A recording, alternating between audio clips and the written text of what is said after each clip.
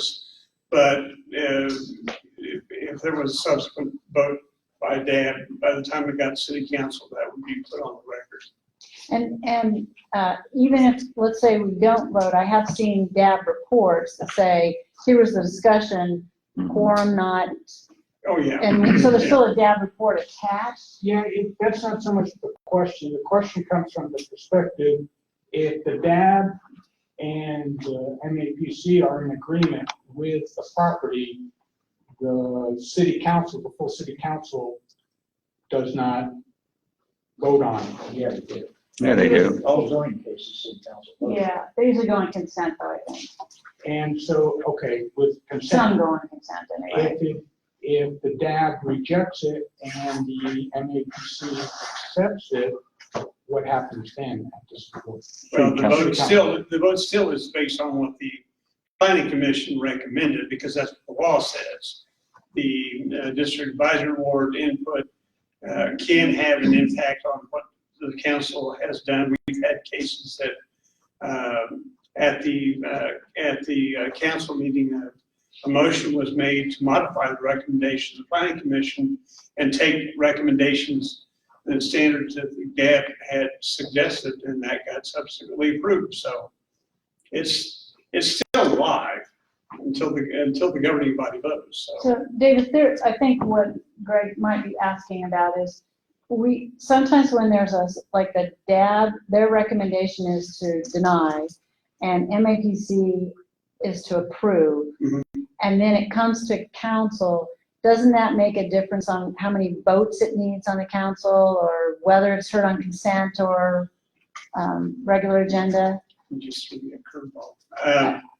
Normally, my understanding, as I recall, and I'm going to rely a little bit on Bill, maybe if your memory is working too, that you're still voting on the recommendation of the planning commission. Right. If there are no protests, that may be on consent. Okay. If there are protests, it would be a non-consent item, but the vote requirement of the governing body depends upon whether you're approving or modifying the recommendation of the planning commission. Yeah. So If the district advisory board has recommended denial, that has usually been just an action would guarantee it would be non-consent. yeah. And it would be discussed, but it doesn't impose additional vote requirements Okay. but in and of itself. That's as I recall the proceedings. I know that's not a straight answer, Greg. It's not. I know. It depends. There needs to be some clarification Well, for the next meeting. A council member can take a case that was approved by the planning commission, and even if there aren't any protests, she can ask that it be heard before the Yes, city council. Absolutely. And it would take 2/3 of the governing body vote to modify or reject the MAPC's recommendation. Right. Yeah. So there's dialogue and so on. Okay. And I think is your question, okay, so no matter what happens, it's going to come to city council. Yes, I understand Okay. that. I understand that part, but what is the obligation of city council when the DAB does not give an agreement to a proposed recommendation? That is a recommendation to the council. But the public hearing is really at MAPC, and that's the vote that council votes on. Does that make sense? Yes, Okay, clarification. okay. All right, ready to hear the case? Yes, Any other ma'am. questions? Okay. Can we not confuse people? So basically, we just have no power. We're just an advisory board. You're an advisory board, yeah. Okay. But a really important advisory board. Well, to you, yeah, but Yes, but okay. it doesn't matter if we vote or not. Okay, the first case is zone 2019-31, a request to rezone the property that's at roughly Emporia in, I think Emporia. Yeah. In 13th Street at that northeast corner from LC Limited Commercial to GC General Commercial. It's a roughly half-acre lot that is occupied by a car wash that's not operating anymore. And the applicant is requesting the rezoning. Their intention is to establish and convert that. Also by bringing some shipping containers in to create a storage facility. That's what their request is about. The staff report gives you kind of the background of what was going on with that request. The recommendation in the staff report is to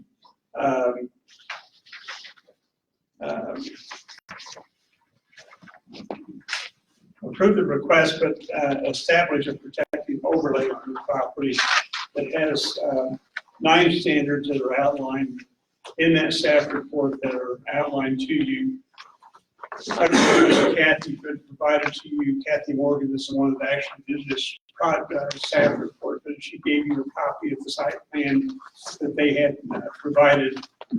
There are a couple of shipping containers on that site plan shown right along Emporia that would not be approved because that area has got to be retained open for compliance with the landscaping requirements along Emporia. So those units would not be available. And there are a series of standards outlined in the protective overlay.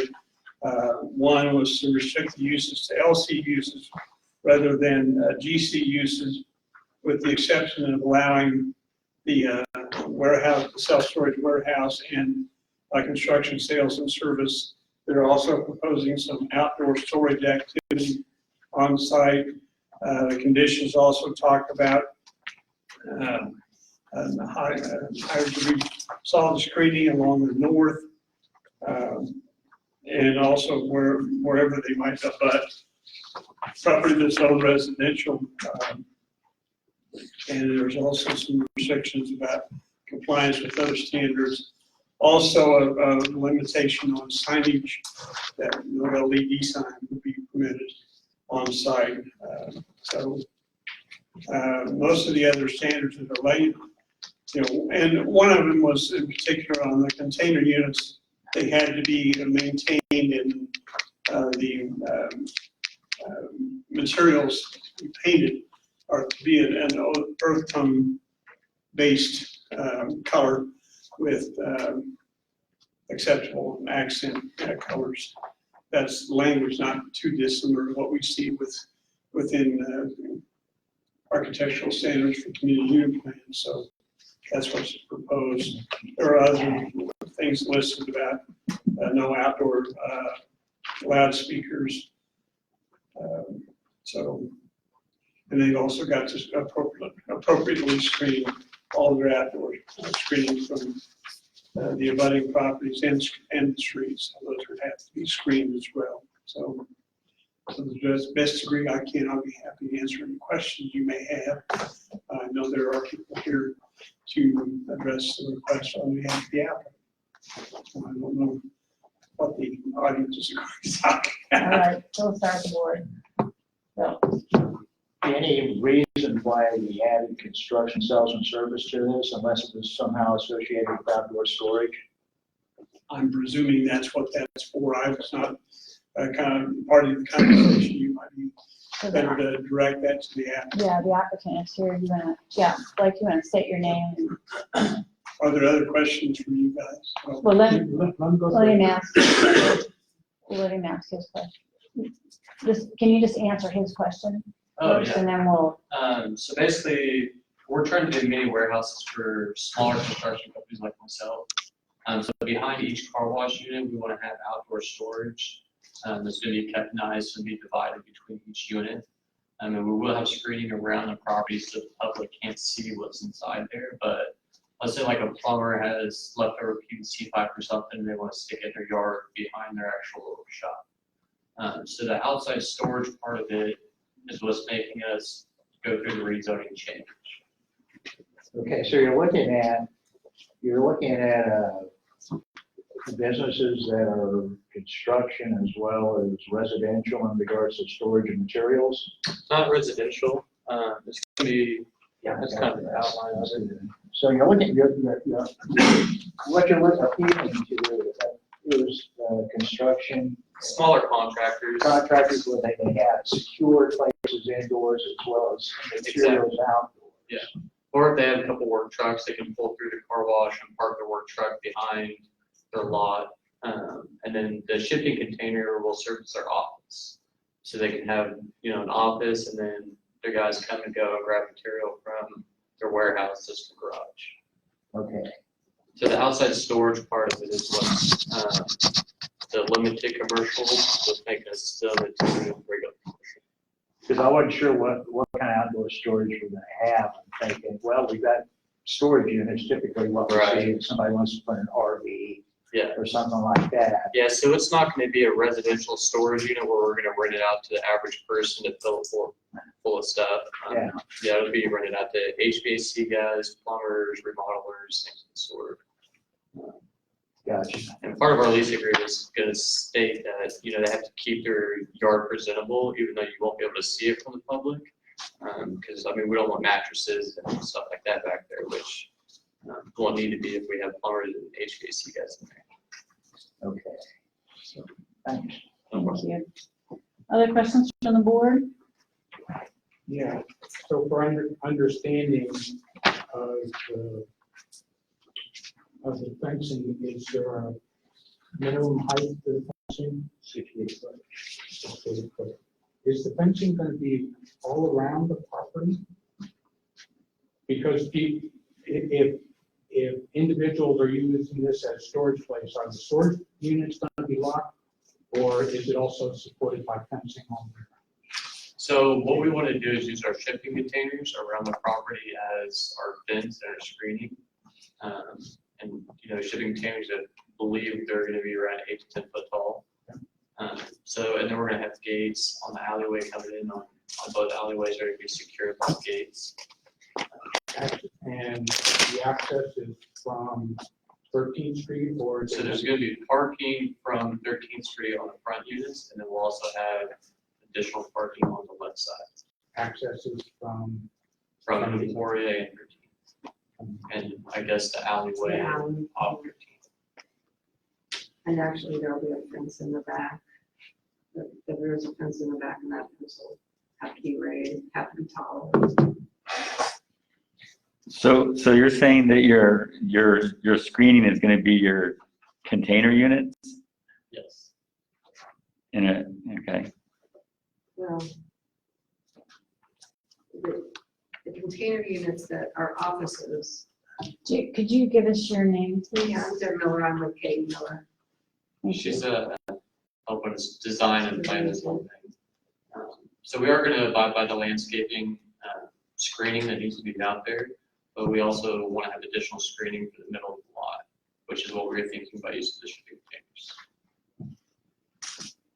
So it's our understanding that you can use the shipping containers as screening if they're offices. If they're used as containers, storage containers, they will have to be screened. In the past, storage units have used the backside of stick frame buildings as their screening when they're actually the back end of storage unit. So rather than have a stick frame storage unit, and that's perhaps an archaic term, but anyway, a site-built storage unit, the back end of that has in the past been used as solid screening. So you're proposing to use the storage units the same way as if it was a site-built. The storage units will be part of the screening on the east side here. Yes. Okay, and then you're getting wiped out over here on the east side because of that setback. But you still plan to use the storage units there for the screening along Emporia as well as the landscape buffer in front of it. That's something we're working through right now. So just the two shipping containers.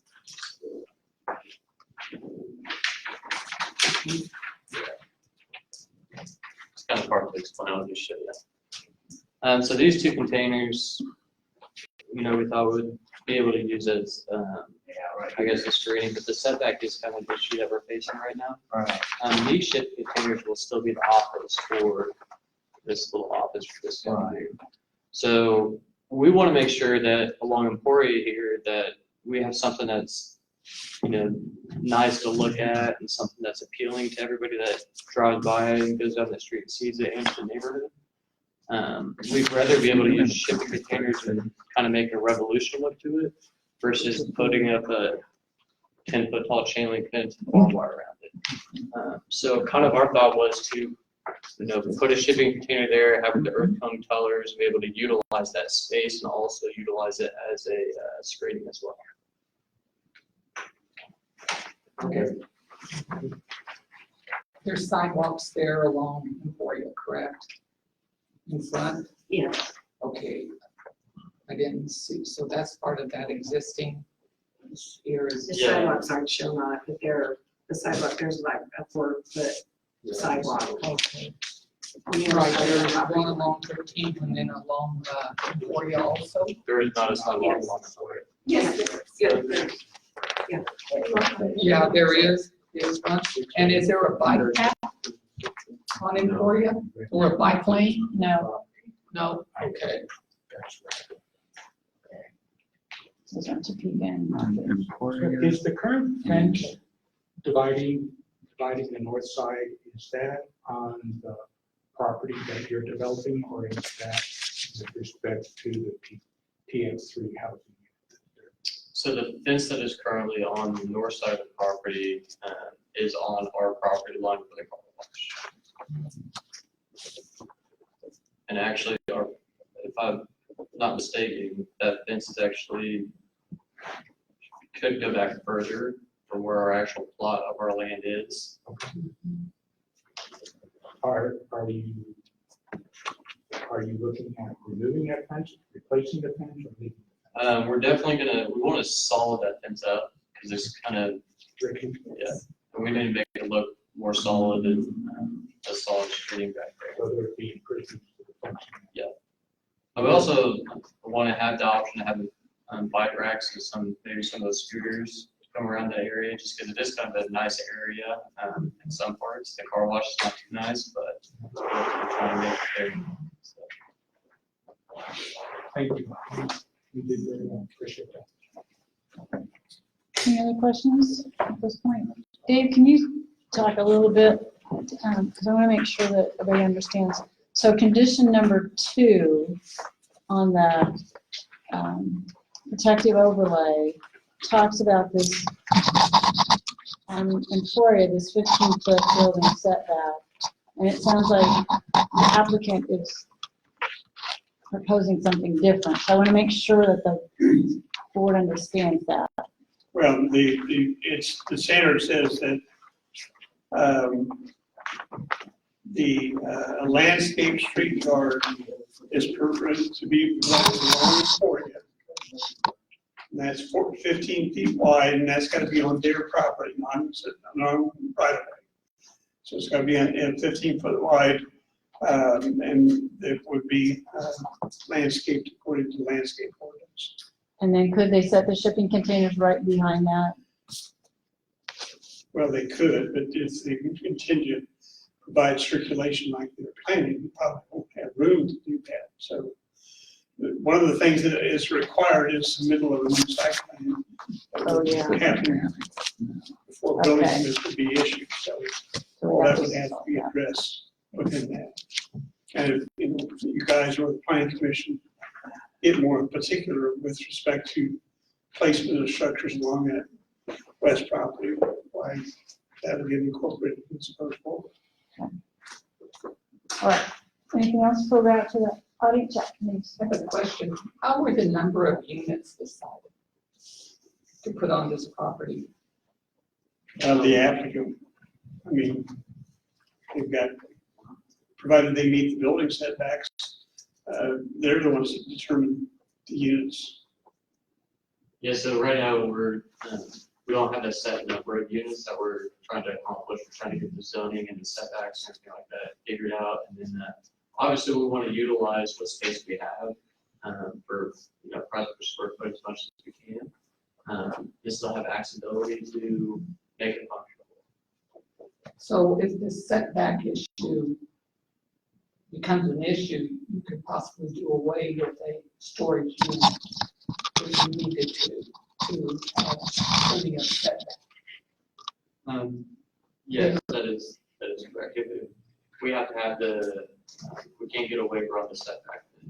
And the shipping containers, obviously, they will go away, and we'll abide by the landscape. Thank you. All right, ready to go to the audience?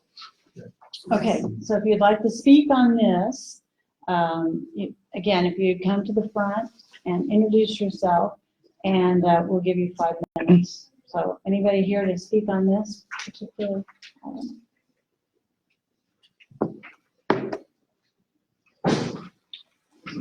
Well, good evening, I'm Sigmund Snyder. I live on the 1400 block in North Emporia. And I oppose the zoning change because anytime you go farther away from residential zoning, it's worse for the residents that live there. And also the idea for shipping containers, I believe it's very unsightly. And it's a large surface area for graffiti, which is a continuing problem in our neighborhood. And thirdly, I don't have any reason to believe that the property, the landscaping would be maintained due to I might just have a question for the agent. How long has the current owner owned the property? Can we find that out? I don't know, do you know, Dave, how Yeah, many, we closed on the property in June of this year. June of this year? And I've actually started, I'm trying to keep that lot clean and keep up with the lawn as best as I can. The issue that we're having is it's just a dumping ground. I've been over there 4 times since June, cleaning up mattresses and taking out trash that's in the bins and trying to maintain this before we start construction on it. We've gotten 2 different letters from the city about the shape of the bin. One was actually 2 days after I was over there cleaning it out because somebody went through and dumped a whole truck full of stuff out all over. So since June, though, you've owned it since June, all right. Okay, I'd just like to pass this around. It shows some graffiti that was there on June 7th, and it was still there on August 13th. And I know that we called at least twice to the environmental department of the city. So I'm not sure, according to the city records, when they contacted the owner. But 2 months later, it was still there. And then this picture was taken this morning. You can see across the street the historic building. They have a nice cared for grass. And this in the front is the current property we're speaking of. And this one is along 13th Street with the grass this morning. And just another picture. And so my concern is that the city, that the property owner might not maintain the property according to the residential standards that we've had. We've lived in the neighborhood for 39 years, and we own several properties on that block. We're trying to really maintain, and there's been a lot of improvement in the neighborhood on our block over these years, and we don't want it to decline. So, thank you. Is there a neighborhood organization within the area? Yeah, the Midtown Citizens Association. Is there anything particular to the individual block that you're on? You mean the organization? Yeah, you're speaking specifically to Freedom Emporia, where you're at. Is there anything that is specific to that street that hasn't, that you created an organization or anything like that? And they're just different citizens of the Midtown Citizens Organization and different neighbors that we've spoken to personally. Have you approached the owner at all? Have been able to approach the owner of this new property? No, that's, Thank you. So before June or whenever, what was this property like for you people in the neighborhood? well, I mean, I'm not sure exactly when the car wash ceased business, but it was just a car wash. I mean, it was, How's that lot been, like, in the last year or whatever? I mean, the last couple of months, it's deteriorated. Before that, it was always clean and in great condition? Not real clean. No. I mean, there's always been graffiti problems. Uh-huh. And so it just depends on the owner of the property and how important it is to keep it nice looking and removing graffiti as soon as they can. And different things like that. So it really depends on the owner. But the previous owner then, you thought they took good care of it? Well, I mean, when there was graffiti, we called it in and it was removed Okay. in a good amount of time. You called it into the city? Right. Thank you. Thank you. Anybody else?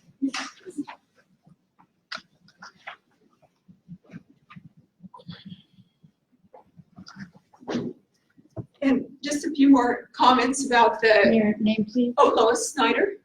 And we are husband and wife. We have lived in this neighborhood ever since we got married. Apparently about 4 years after the car wash was built. It was built in 1976.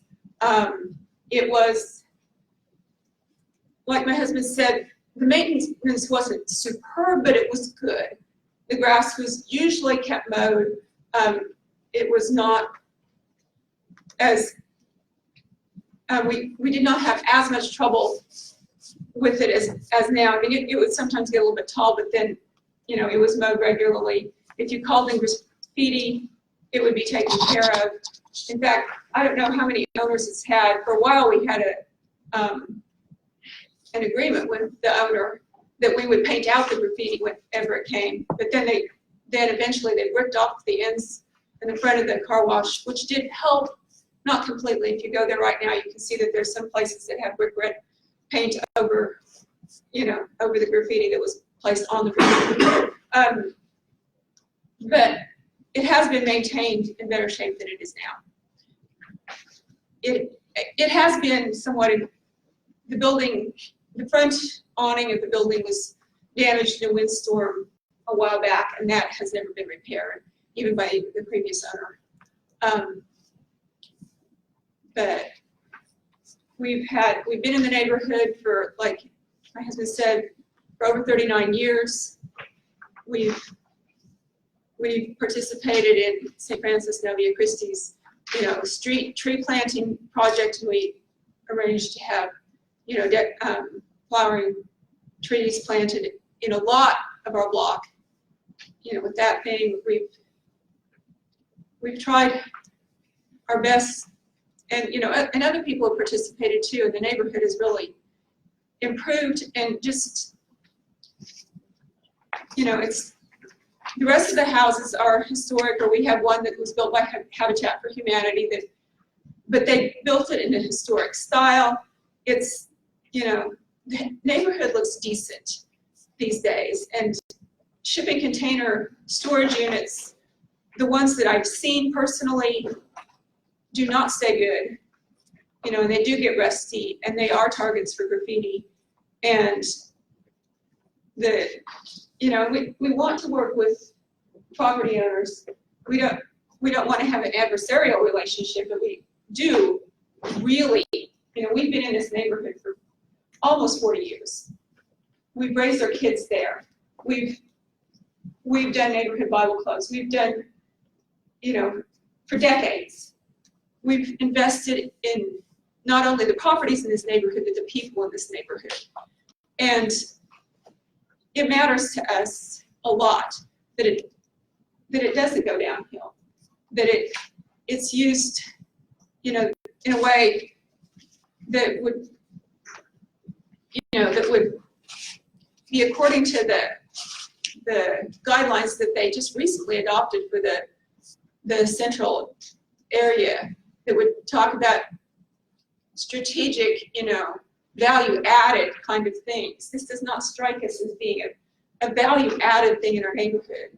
Shipping containers, in a residential area, just don't feel like a value-added proposition, just in general. And, you know, and they can screen it from the street, and hopefully they would maintain it. The landscaping, we've seen plenty of landscaping has been put in but not maintained. even by the city, but anyway. You know, I mean, you can roll out grass, but, you know, and it will look great for so and so long, but if it's not watered regularly, it's not gonna stay. If you put in bushes, if you put in trees, they have to be watered. They have to be cared for in order to look like something. And so far, we haven't seen signs that the property owner is willing to invest in the property. And it's not easy. There is a lot of trash in the neighborhood. And, you know, we do our part. Not within the last 2 weeks, I personally spent over an hour picking up somebody's medical, 2 3-ring binders full of medical information. Fell out of a moving trailer all over the street. And my daughter and I spent over an hour picking up things on the car wash property, and across the street and down to jot them down on the corner, because we care, because we want it to look good. You know, and there is a lot that you have to invest in a neighborhood like this if you want to keep it from going downhill. You know, it's not just. Your 5 minutes is up. All right. All right, thank you. That was good. Appreciate it. All right, anybody else here that?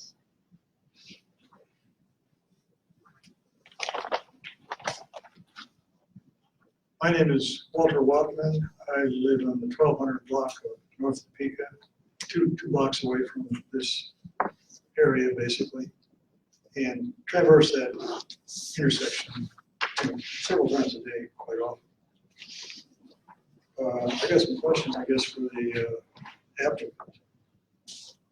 In this over here, he talks about converting existing car wash structure to 4 storage units, adding 10 more units, out of 14 storage units, and 2 office units. In his discussion, he was talking about these storage units also being an office space. It sounded like that he expects his tenants to, some of them at least, be basing some of their business or the transaction of the business in the storage unit. Well, my recollection of the car wash itself is that you had, 4 tunnels where you drive through and wash your car. There was another area in the back had a vacuum cleaner and stuff like that. On the end of these 4 units, there was a building which had, I guess, the pump and stuff, heater for the water. I think it also had a plumbing shop associated with it. My recollection is that burned. There was a fire there. And that kind of was the demise of the car wash, as I understand it. And so I don't know if that little building on the end of it is still there, and that's where he's going to have these 2 office units. And then I haven't seen your pictures of how he's got this laid out. But if you have individual tenants who are running businesses, either partially or totally out of the storage unit, and you're going to have some yard storage, I would think you have to segregate the storage, proprietor A and proprietor B and proprietor C don't want their stuff to get mixed together. You're going to have a fenced area for each one, I would think. And also the access to them, if you're laying these things out along the side of the alley, for example, then you got to have a fairly big yard where the guys can bring their truck in there, their truck and their trailer in there and load and unload stuff. And it seems to me that can't be chopped up with a bunch of fences. It's going to have to be an open area. So I don't quite understand who he's going to rent this stuff to and how they're going to use it. I mean, if you've got a business and you need a storage unit and a little bit of yard, I got the hunch that you're not more than a 2 or 3 man business. You're just somebody small or something. So, and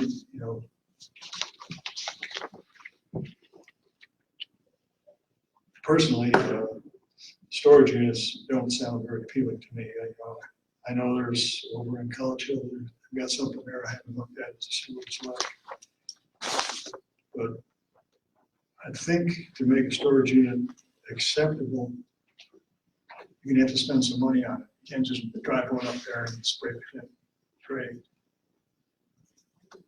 So I wonder about his business model, whether he's really got a good handle on what it's gonna cost and who he's gonna run into and how they're gonna be taken care of. Okay, thank you. Let me, would you like to, That's- yeah, so I think, the building that was on the,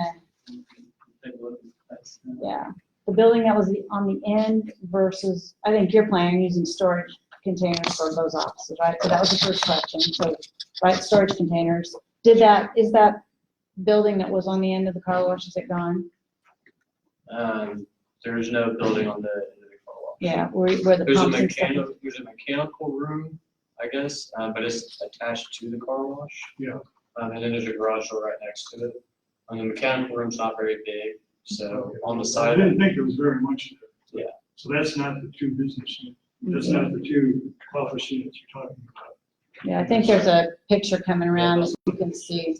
And I think the next question was the storage dividers and how those will work, and then the unloading and Yeah.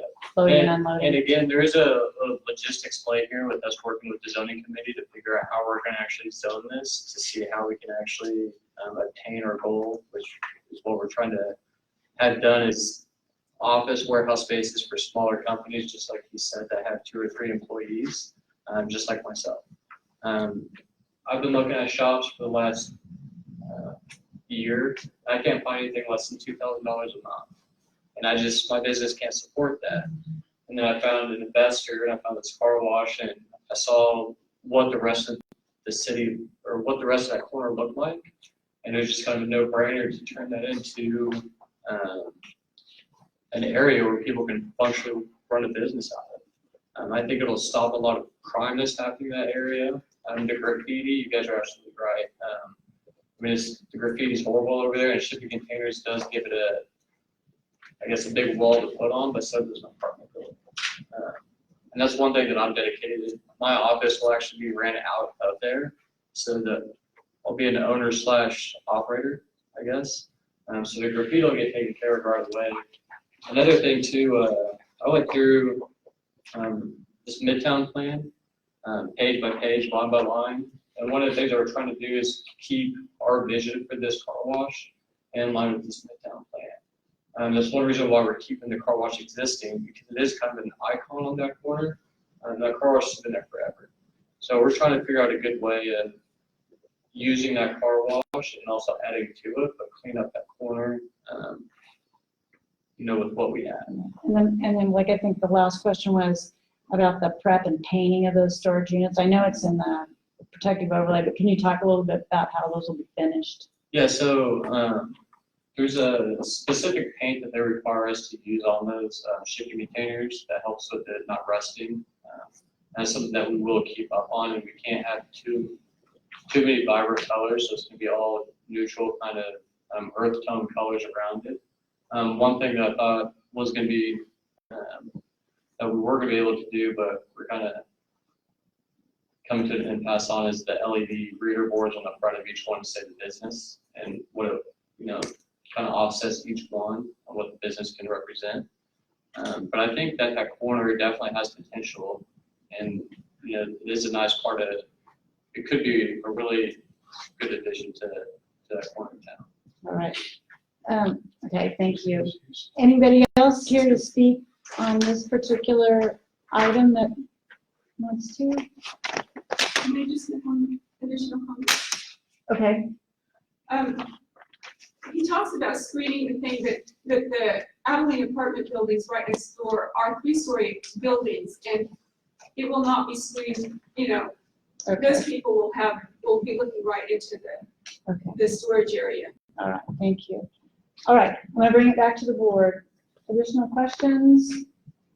Comments? Because we can't take a vote tonight. Are there comments that you want in the DAB report?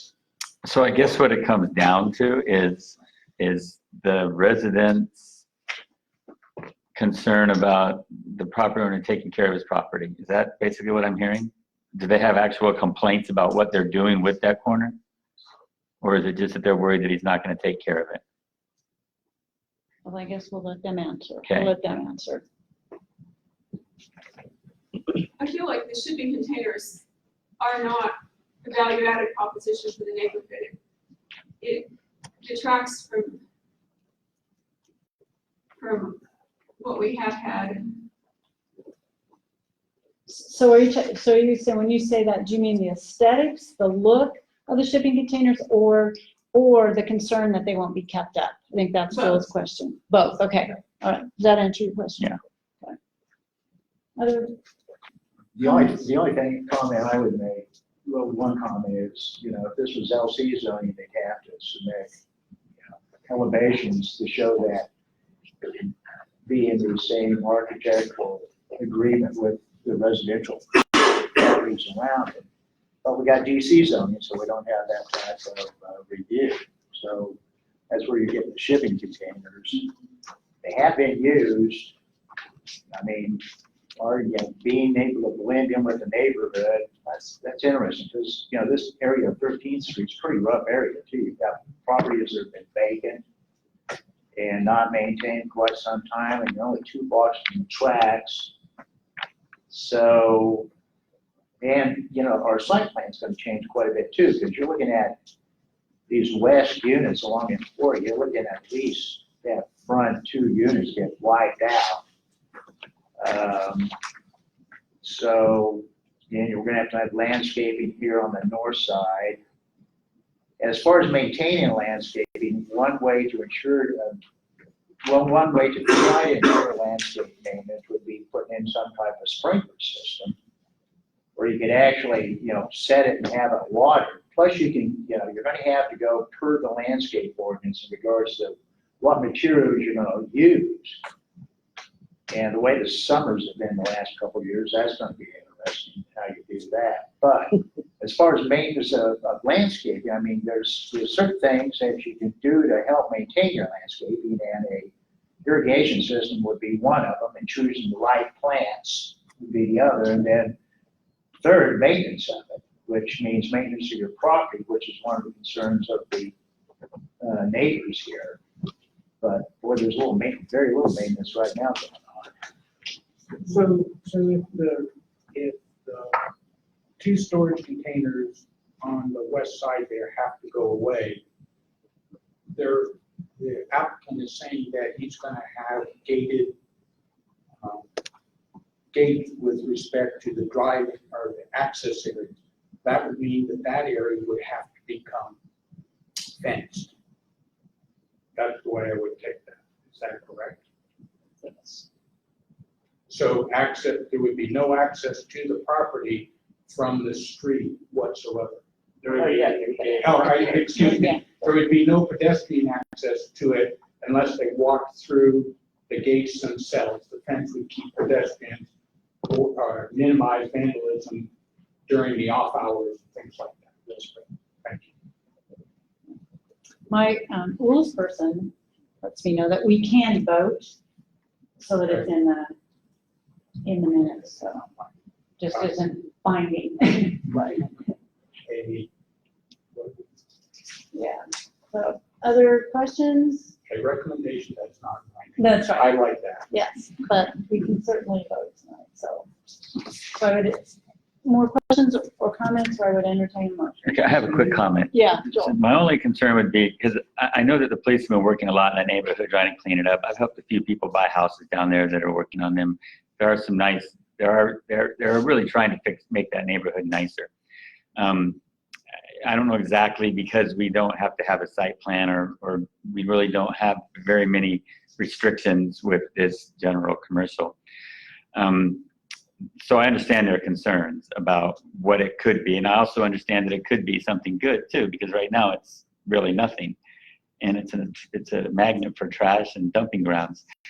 And I know we've worked in the past in some of the worst, not so nice parts of town, and fixing up old houses and things, just because those things tend to spread like a cancer when they're not taken care of. So, yeah, that whole general commercial thing is a little tricky without having to actually see a site plan or knowing specifically what they're going to do or what it's going to look like.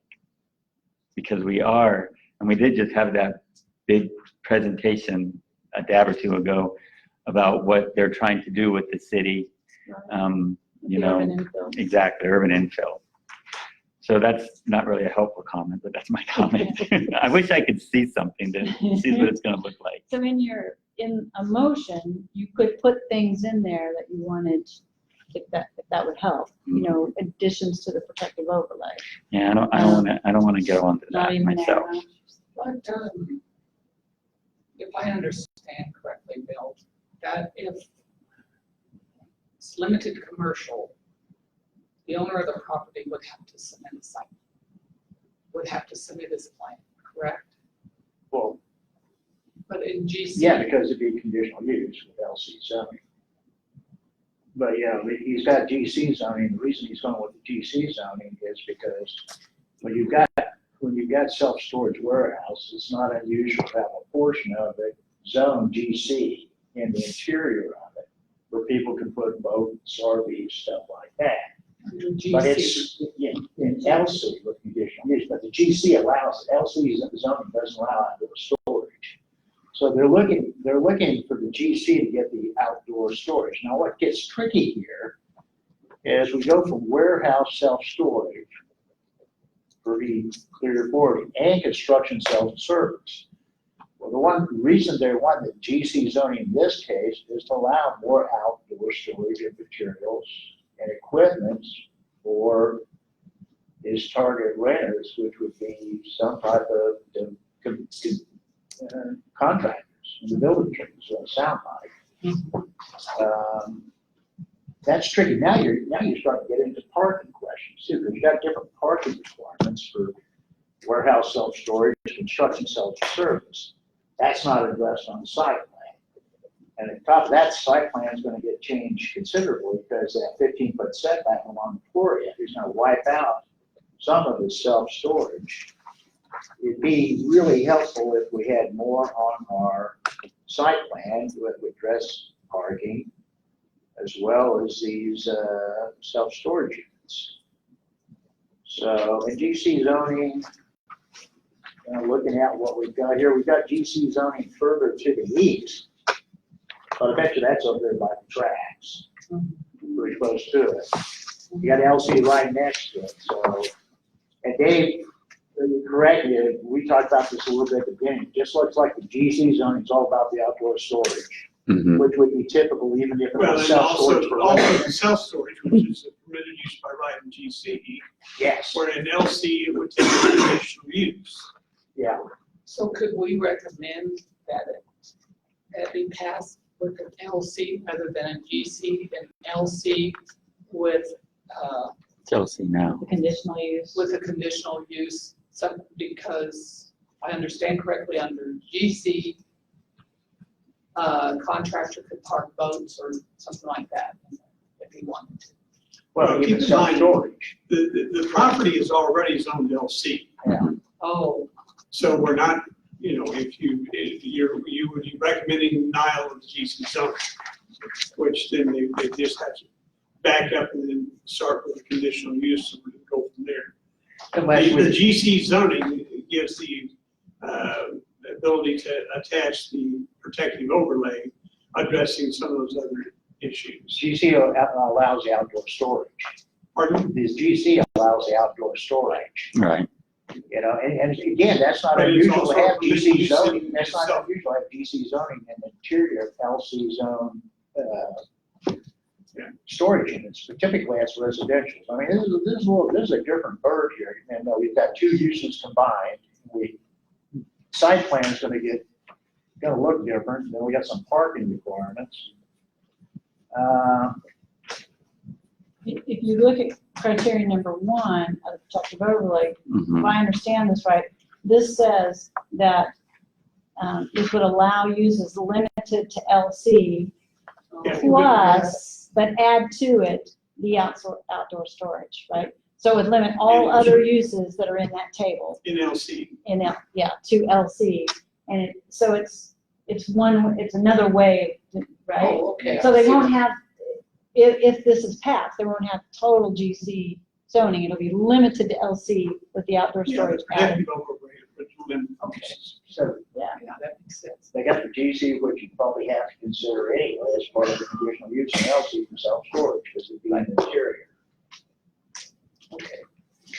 I have a question for the applicant. So you're talking about letting construction work, and I worked in construction for 20 years. I was a project manager for residential construction, and I know how they just save everything and they put it somewhere. And if you look, none of you were here when we did Dan Heflin's zoning change, and he built those storage units down on 25th and Broadway, a block over to the west. And then he bought the lot right on Broadway for outdoor storage. And if you drive by that now, I mean, it's a disaster. It's nasty, because he had a great idea and he rented it to some people and they started storing stuff there, and then it just got out of hand and started piling and you know. So is there there's not really a way to control your clients, I guess you'd call them, when they store things there, so it just doesn't get to be a big construction junkyard? I guess that's where your guys' faith comes in, me as the owner and occupant. Because the way I'm gonna structure the leases when I rent these out, there's gonna be conditions in that lease on how they have to keep their individual backside of the lot and your unit that they're renting. It can't just be willy-nilly, looks like trash. And that's one reason why we wanted to have the shipping containers as part of our screening.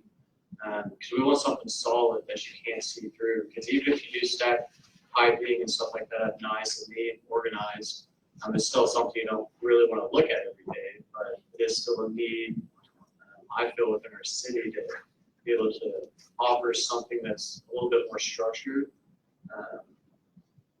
as far as like construction and remodeling goes when it comes to warehouses. So if it's GC, they can have out exterior storage. Outdoor storage. LC, they cannot. Well, they can have display within so many feet, you can have a certain square footage along the front of your LC business for display of goods that you're gonna sell. Okay, and then this number first protective overlay and said allowed uses shall be limited to those in LC zoning district. Right. And so number 8 is in conflict with that, correct? No, because you've got construction, sales, and service, and that allows outdoor storage. And he's proposing to use, he's gonna have to have some type of screen, and it's not unusual for self-storage warehouse to use the walls of those buildings for solid screen. I understand. What's that, Greg? Yeah, my teacher used to say, if you're gonna bring something, you have to bring it for everybody. So you have Yeah, to speak up. exactly. Well, I thought I was speaking about that. If the two storage containers to the west are disapproved, there has to be solid screening along the west side, along the corridor itself. For the Right, fence. Yep.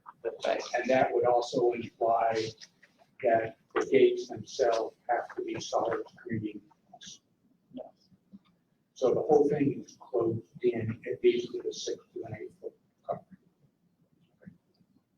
Now, I know in salvage yards, in the past, we have limited how high the pile can be in salvage yards. And Put that in your motion. scrap them. You could put that in your motion. Outdoor storage cannot be seen above the solid screening that is recorded on that property.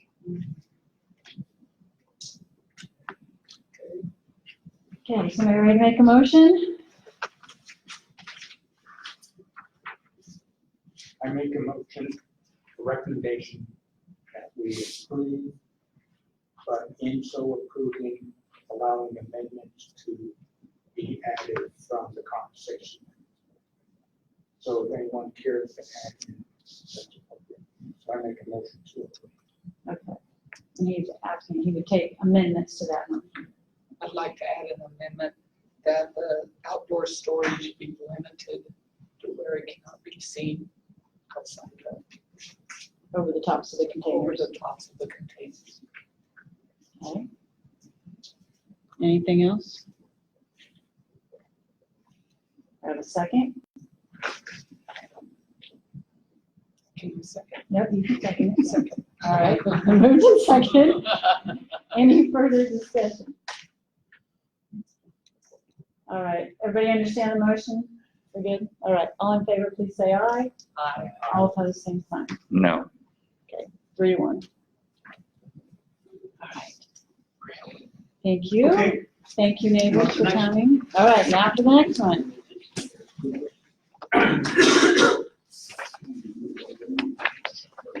Some 2019 30 is associated also with conditional use 2019-28. It is concerning the properties that are on the south side of 13th Street, or on 13th Street, and we're between Broadway and Market. And as you will recall, earlier this year, you heard a case to rezone just the lot at 13th and Market. That request was to rezone that property to general commercial. That was subsequently denied by the city council. The application came back because it included also the lot over on 13th and Broadway and was combining them into one application. So per the zoning code, it's allowed to be reconsidered at this time, and that's what's before you. Just as background, the property at 13th Market is zoned B multifamily presently. The property at Broadway and 13th is zoned GO. It has a old Board of Zoning Appeals approval for a car sales lot at that location that dates back to 1985. And that's why that car sales lot is there. As you saw in the staff report, the background that in 2004, with the full rezoning implementation after the Midtown plan was done, the property at that location was retained zoning GO, but prior to that time, it was zoned LC. In fact, it was zoned LC when it was called something different than LC in 1985. It was effectively limited commercial at that time when the Board of Zoning Appeals approved the exception for the car sales lot. They're requesting this to be brought in as LC zoning on both properties with a conditional use. The conditional use is requested to allow car sales activity on both properties. There is a site plan, and I don't know if you've got the site drawing that was provided with that, but we provided that. They are showing, yes, and the request they have submitted is to use the lot on 13th and Market as display area for cars for sale in association with the business car sales lot. We're recommending to you denial of that request, approval of the rezoning to LC with conditional use for car sales at 13th and Broadway. That would bring that lot into compliance with the zoning code. The limited, recommended limitation on 13th and Market is to allow that space to be used for off-street parking only, not for the display or parking of cars for sale. That's the recommendation. And the rationale for that was because City Council had denied rezoning of 13th and the Market property for a car sales lot. So that's why that recommendation has gone forward. That we left that up to the applicant and or their agent to make a case as to why that should not be provide with and make that case both to you and to the planning commission tomorrow. And then I'm sure eventually end up in the city council. So anyway, that's what we're doing within the request. One of the, there's some conditions, particularly with respect to the market property. We are recommending approval of the LC zoning, but we're not approving the conditional use, or at least restricting its use to where it cannot be used for display of vehicles. One of the things that would be required, I know there had been some questions raised, the existing fencing along the south side of that market property. As I understand it, complies with the zoning code because that is to be multifamily zoning, so property owner can put up a fence. But if it's zoned LC, then that becomes a screening fence, one that will have to be taller than the current fencing. And two, would have to be of material that's conformance with the zoning code, which would not be a metal fence. It has to be something. So, with that, I'll happy to answer any questions you've got. Questions from the board? Out of curiosity, for the current property at Broadway, it was stated both in the original GO approval that there had to be 4 off-street parking spots.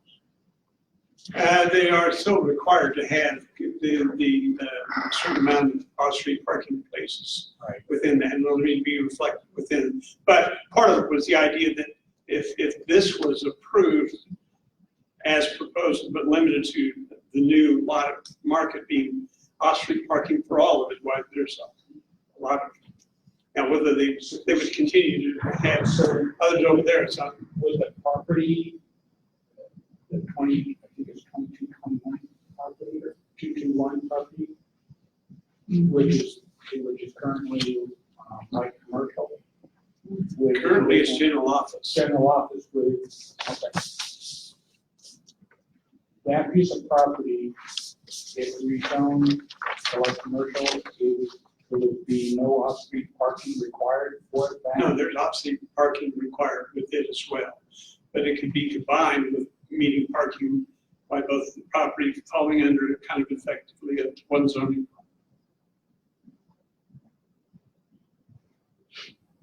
Does the parking spots need to be designated? Well, it should be on the site plan. And the site plan would be required going forward. If this all gets approved, they've got to have the site plan showing how that's So done. currently under GO, the site, currently under GO, do the parking spots need to be designated? There is reference in the 1985 case to a site plan. Yeah. I've not been able to lay my hand on that. There's a copy. And But Yeah. when I drove by this evening, I did not recognize 4 open parking spots on that piece of property.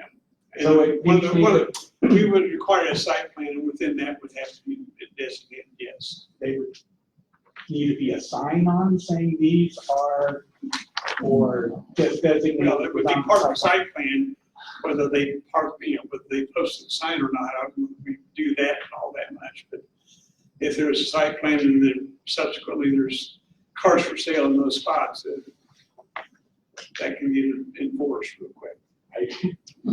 Why isn't it enforced right now? I mean, Yeah. that's, Because we don't know that. I don't have a copy of the old plan. Can we say we're complaining now? No, yeah. Yes. but that would take time and we want to get this done. Are you property? Other questions before we go out to the audience? They own. If the structures on the Broadway side were demolished, what would that require? I mean, what I'm envisioning is that there will now be 2 office buildings for selling cars on one block. And that doesn't sound right for the future, being, I would like, if I was an owner, I'd like to get more cars onto a lot And so I pictured the one at Broadway being torn down to make more space for more parking. Well, if the site plan gets approved and it specifies where the display of vehicles can occur, to modify that, they'd have to come back and request a modification of the site plan approval to do that. We cannot do that administratively. It would come back to this spot. Yeah, it would come back through, that would be an amendment to a conditional use. Thank you. Other questions? Yes. Does Mr. Chavez own the property at 221 East 13? My understanding, yes. He owns both properties No, Stevens Group owns the property at Broadway. at 221. At 221, That's yes. Stevens Group. And Mr. Chavez But owns he, the but property. he is the manager of the business at 221. And then he is the owner of the property at 13th and Broadway, 13th and Mark. And Mr. Chavez then, if I understand correctly, is requesting that his property be used strictly for off-street parking, correct?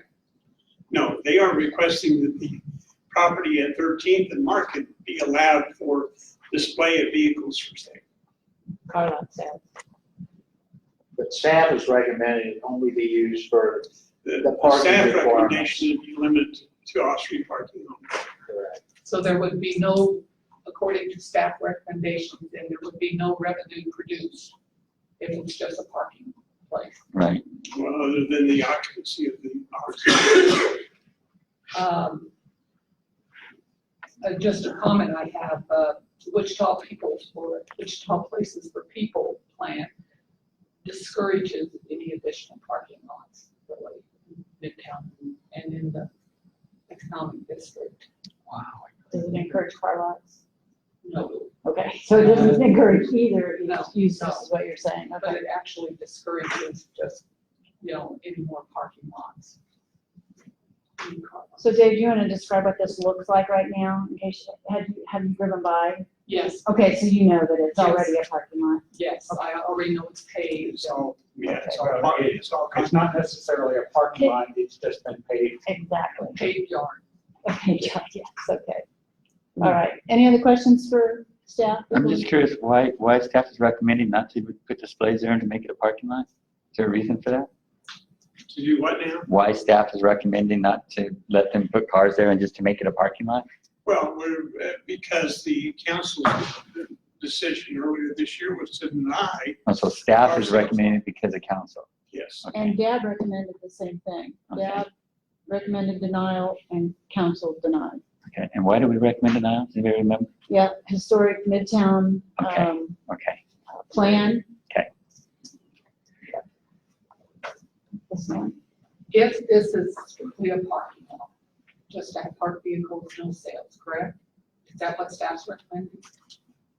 The staff's recommendation is that that area be used for off-street parking Period. in association with the office building on the site. And if there are zoning violations where some of those parked cars are actually cars that are up for sale, Stevens Group, that would not be enforced unless a complaint is filed. Most violations are complaint driven right now from the staffing center. And, we've had that conversation with code enforcement. And how difficult would it be to enforce parked cars versus cars that are in a hold pattern for the car lot?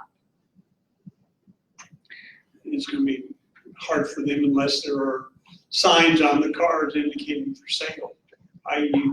they're posting a price or those kind of things. So if they didn't. They're aware of that. They're aware of all that. So if there's no prices in the window and they're just sitting there, a zoning enforcement officer would have difficulty saying Good. that car It is could be a being used for challenge, parking. yes. Sounds almost like it's very, very difficult to enforce. But there have been, when the zoning got denied last time, there were some cars parked in that lot that should not have been. And code enforcement went out and at least to my knowledge, that has not happened since then. I mean, there's been cars parked there, but not ones that are for sale. So that part wasn't enforced. If they're not marked, I don't know how you would prove that they were parked for sale. Historically also, cars that the dealers have will not have tags on them that are street ready. Yeah. Unless they stick like a dealer's tag on it, but if you're doing that, then that's usually an indication that that's not private property use. So there are things that they can do within limits, but, it's, the tough part, and it's not just here, it's all over, I've been around the state. The issue with it becomes that zoning violations on vehicles are hard because they're mobile. Yeah. Yeah, I cite you today on an issue, by the time we get you in front of someone legally, it's no longer there, so. 4 days later, it's back. Yeah. All right, any other questions from the board? All right, we will go out to the audience. I think the agent for the applicant wants to address us. I'm used to the podium, but You can use You this. can use the podium if you don't know, it's all right, council member, because I can't hear. I didn't hear much of that discussion, so I'm not sure where I am. My name is Bob Kaplan. I'm an attorney. I represent the applicant. I don't have a whole lot to add to what Mr. Yearout had to say. Not quite what I wanted, quite frankly, but it's more than I have. And under those circumstances, we're going to accept the staff recommendation and we're going to accept the conditions. I had hoped that we could do more than use it for parking, that we could actually have a retail sales lot on that west lot. The first lot, the Broadway lot's already non-conforming. It's legal use now and it's in use. The other lot, we'd like to put it to use, and right now it's vacant, so we can use it for parking, and we have a facility we can use for an office. So my client's benefited a bit, not quite as much as I had hoped, but benefited a bit. And under the circumstances, after talking to Mr. Yearout and knowing what the council action was at the last case, and I wasn't there, I wasn't involved, so we'll accept the recommendation, we'll accept the conditions, and I'll answer any questions that I can if you have them of me. Questions for Mr. Kaplan? Thank you, sir. Thank you. Anybody else in the audience that would like to speak? My name is Mike Holstrom. I live at 1317 North Market. Back in March 25th of this year, that property has been in violations by Sedgwick County MABCD and the project planner, or the associate planner, Phil Zingenberg. I forwarded that email to you, and it says that the property looks like it sees violations about the screen fencing on the back of the property, and also the paved lot, because there's no landscape, or it's supposed to be a protected covering, and all they did was just 6 inches of concrete from sidewalk to the building. So are those the violations going to get fixed? Those Are you finished with your Yes. question? Okay, all right. Dave, you want to address that? So while you're addressing that, when was this to us before? Do you remember, when did we see it? Does it say? Maybe it When we says. go to you guys, Uh-huh. I took the final decision to deny was against it. April, okay. So. Because it No, Yeah, but after the plan- No, hold on. Let's- Okay, Okay. The property currently is on G multifamily, which is the same zoning as the house in the evenings in the south. So there is no screening requirement. The fence that's there is not in violation. That's not the email I got right here. They're wrong. Yeah. Because I think the assumption was it was being used commercially. That's not the case. So there is not a violation of the fencing. If the property is rezoned, that fencing will have to be brought up to code standards, which it will have to be 60 minimum, and it cannot be metal. And then, yes, there will be landscaping requirement along the streets, and that would be required. So there is nothing under the B zoning that was requiring any kind of landscaping. So there was not a violation per se of that. The assumption was that it was being used commercially, which would have been a violation, had been true at that time, but it's, Okay, so it's not LC right now. no. Okay, It's it's still multiple family. Okay. Thank you, Dave. All right, anybody else from the audience that wants to speak on this particular item? Okay, I'll bring it back to the board. Questions, comments, motion? Well, I'm thinking, actually, he could do the parking with conditional use with the current D zoning he has. I mean, we're opening up, he wants LC zoning. He's asking for LC zoning on the car sales lot. He's asking for LC zoning on the lot that is gonna be used for parking for the office and customers. You know, looking at parking areas, ancillary parking, you know, the ancillary parking should be within 600 feet from the boundary of the use for which the parking is provided. Well, the parking is going to be provided for car sales customers and people working within that industry. You know, he could still use the B zoning and get a conditional use on that. We wouldn't have to expand the LC. I mean, in my mind, the LC just allows for the future request to come back and ask for a conditional use on the LC zoning with that's that. You know, after a year after this is approved, if it is. Part of the rationale for going to LC was recognition. Everything across the street north is LC. The property west of the market is LC. I understand. So Just pointing out, we could still leave the parking with conditional use on the zoning as it is. but we do not have particular the business. ability to convert this request into just a conditional use for parking. Could you say that? Zoning is your language, okay? Within your purview to recommend. Is that Joel down there? Yeah. Right, I mean, you can do ancillary parking for a business if it's within 600 feet of the business. Now, and you can have office on B multifamily zoning too.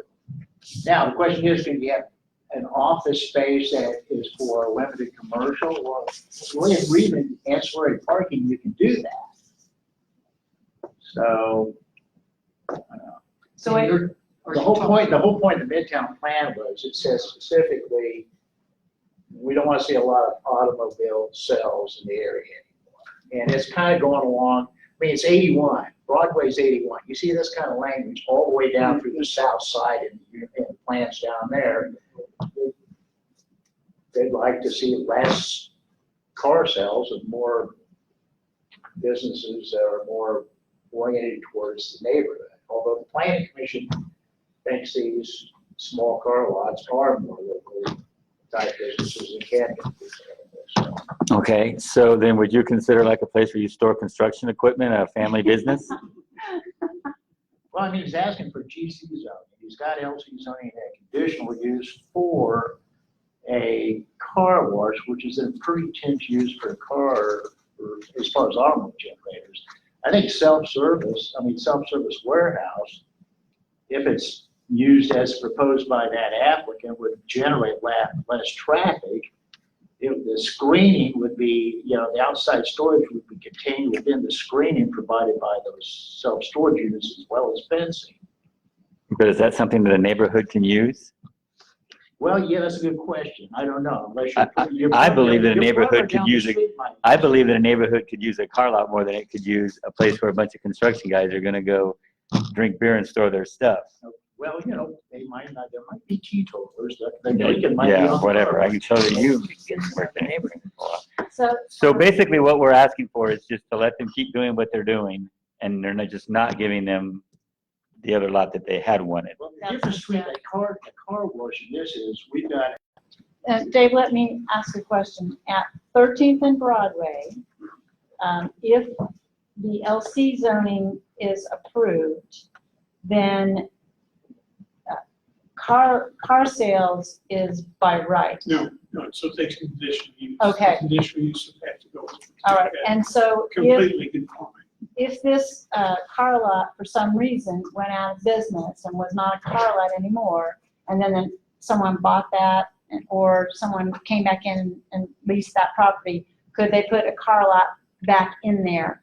If the LC zoning and conditional use is approved, yes, Here. it runs with, yes. Now, if a car lot If, goes out of business. now, if the car lot goes out of business and sits vacant for at least a year, it loses grandfather right. Then it can't be a car lot anymore. But the property owner can show that they've been advertising within that year for somebody to do a car lot on that.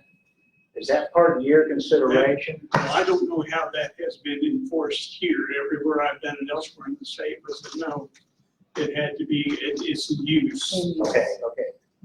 So we've been talking about 221 East 13th on Broadway and 13th. Okay, gotta keep that straight. So the LC zoning that they're asking for will continue to allow car sales even if this lot would go out of business. Okay. Well, Because and it has conditions. they could still do car sales here as long as it was reoccupied Yes, within a year's time. right. And it could be car sales even if we don't approve it.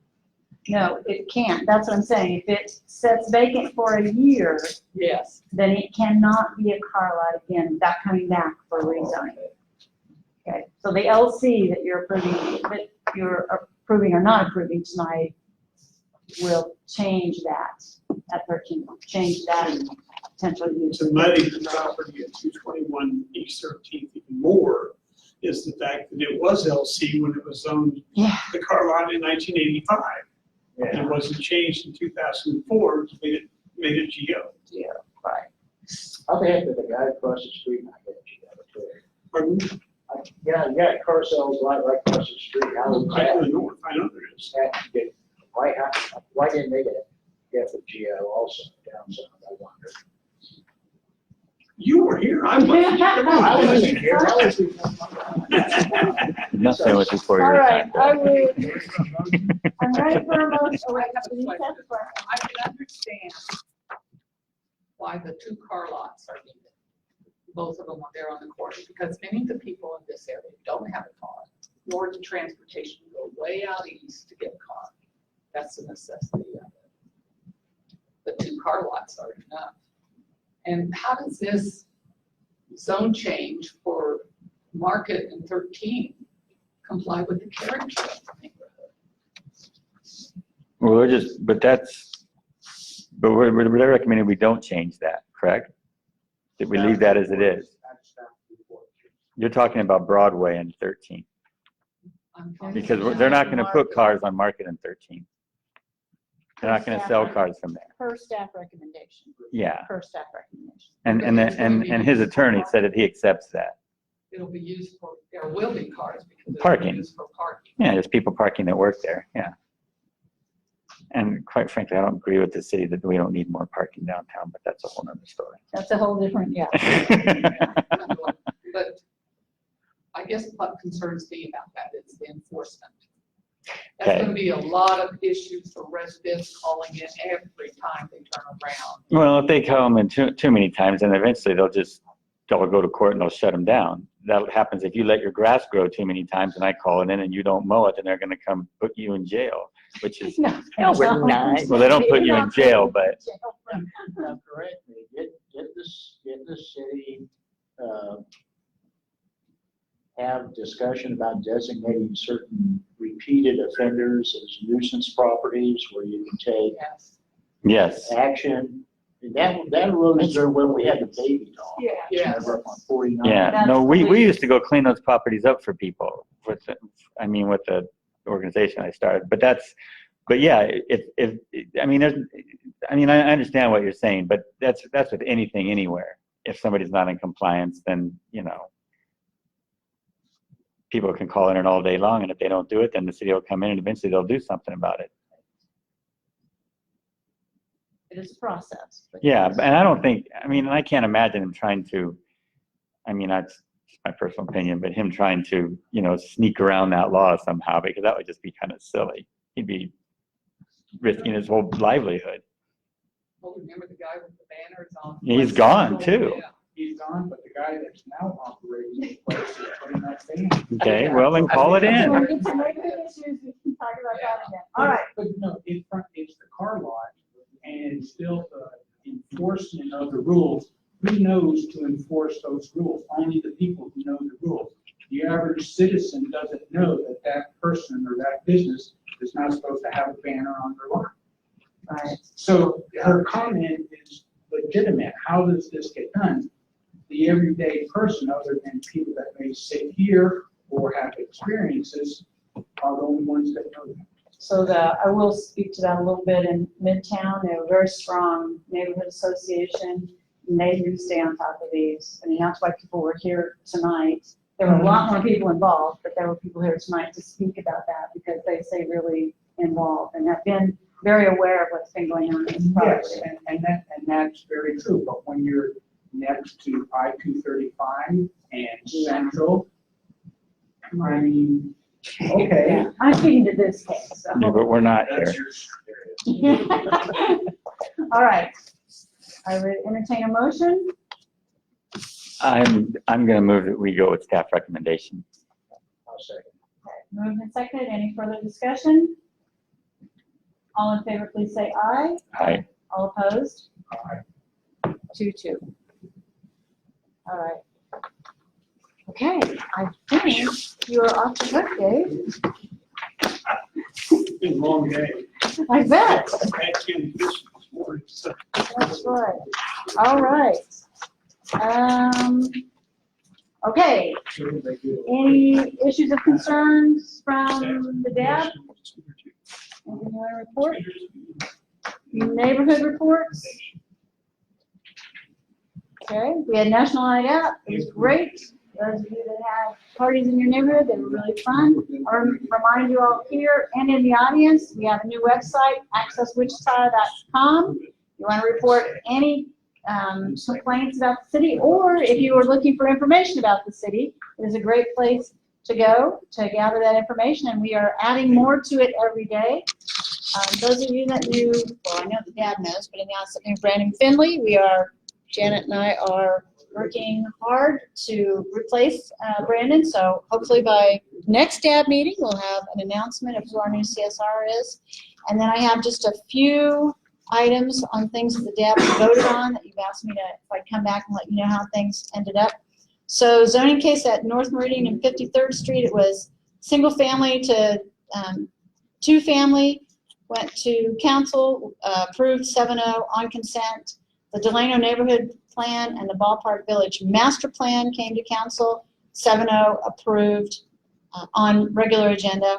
The Ballpark Village planned unit development, same thing, 7-0 approved on regular agenda. And then 255 North Sabin, that was rezoned from single family to 2 family. That was approved 7-0 on consent. And then the percent for art in the CIP that we saw last, thank you, last DAB meeting, and you guys gave feedback on that. So that went through on the budget, the CIP budget, and we are still working through the exact numbers, but the concept is approved, and so percent for art in the budget. So that's an update on everything that I have so far and things that you guys have voted on. And I think we are going to adjourn. All right, thank you all. Our next meeting is, Monday. September 9th. Number 9. Yep, September 9th, because Labor Day is the This first. country has way too many holidays. Don't people work here anymore? Yes, we do. All right, we are adjourned. Thank you all. Thank you all for attending It seems tonight. like it's a holiday every month. My assistant's coming up.